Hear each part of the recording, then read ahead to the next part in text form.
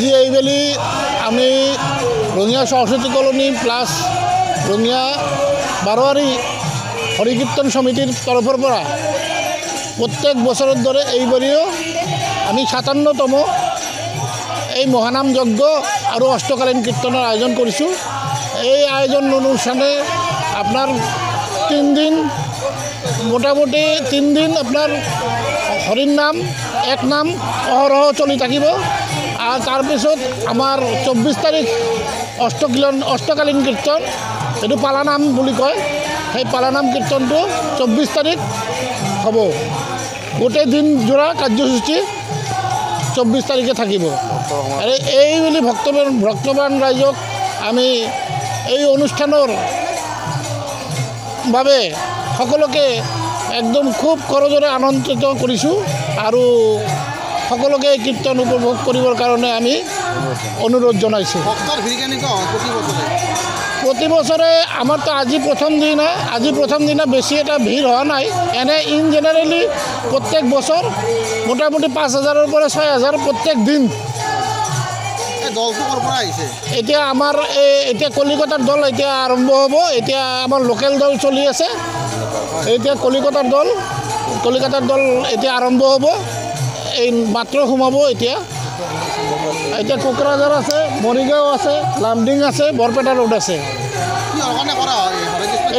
এইটো বিশ্ব শান্তিৰ বাবে এই যে বিভিন্ন ব্যভিচাৰ অনাচাৰ হৈ আছে, যাতে এই বিশ্বত সবে সুকলমে একদম কোনো ৰোগ ব্যাধি নোহোৱা কৰি আৰামত থাকিব পাৰে মানুহ আৰু উপভোগ কৰিব পাৰে। এইখিনি আমাৰ সৰস্বতী কলোনী ওয়াৰ্ড নম্বৰ 6।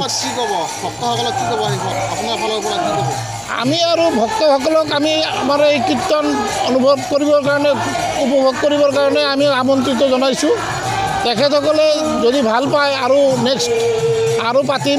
অহা বছৰত এই বছৰৰ দৰে অহা বছৰ পাতাৰ ইচ্ছা আছে। ভোগৰ ব্যৱস্থা কিবা আছে? ভোগৰ ব্যৱস্থা আমাৰ ২৫ তাৰিখে ভোগ মহাপ্ৰসাদ বিতৰণ হ'ব। আৰু এনেই জেনেৰেলি আমাৰ প্ৰত্যেক দিনা ভোগ নহয়। প্ৰত্যেক দিনা এনেই যিটো ভোগ হয় সেইটো আমাৰ এই যাতে কীৰ্তনীয় দলবিলাক এইটো খোৱাৰ কাৰণে তাতে ভোগ গ্ৰহণ কৰে। বাকী আৰু এনেই ইন জেনেৰেলি আমি কীৰ্তনটোৱেই মেইন, এইটোৱেই মহাপ্ৰসাদ। সাৰ্বজনীন হৰি সংকীৰ্তনৰ উপলক্ষে আজি আমি যোৱাকালি অধিৰাস হৈছে আৰু আজিৰ পৰা আমাৰ ৩ দিন কাৰ্যসূচী থাকিব আৰু অষ্টকালীন কীৰ্তন আমাৰ ইয়াত উদযাপন হ'ব। আৰু বাহিৰৰ পৰা দল হিচাপে আমাৰ কলিকতা, কোচবিহাৰ, মৰিগাঁও, লামডিং আৰু 2টা দল বাহিৰৰ পৰা আহি আমাৰ যে অংশগ্ৰহণ কৰিছে। সেই উপলক্ষে আমাৰ হৰিনাম সংকীৰ্তনৰ মানুহ সমাগম প্ৰচুৰ সমাগম হৈছে। এই সমাগমত আমি উৎফুল্লিত হৈছোঁ। আৰু অহা বুধবাৰ এটা মহোৎসৱ হ'ব আমাৰ ইয়াতে। সমূহ ৰাইজলৈ নিমন্ত্ৰণ থাকিল আৰু আমিও সেই সমূহ ৰাইজলৈ প্ৰসাদ বিতৰণ কৰিম বুলি আমি আবেদন কৰিছোঁ।